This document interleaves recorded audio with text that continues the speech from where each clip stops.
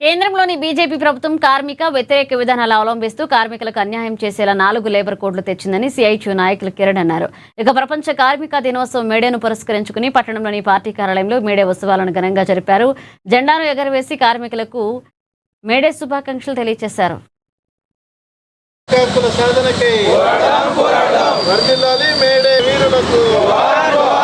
ఈ 140వ మేడేను పురస్కరించుకొని కార్మికులు హక్కుల సాధన కోసం ఐక్య పోరాటాలకు సన్నద్ధం కావాలని పిలుపునిస్తూ ఉన్నాము.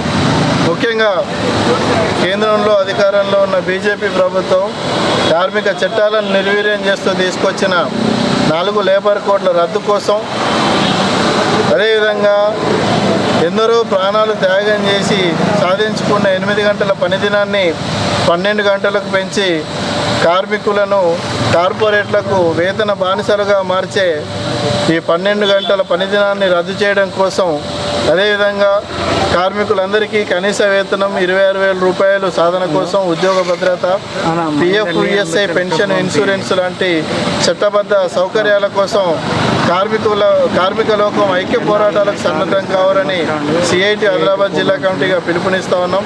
విద్యుత్ సవరణ, విత్తన సవరణ బిల్లులను తీసుకొచ్చి రైతాంగం నడ్డివిర్చే కార్యక్రమాలు చేస్తూ ఉన్నది.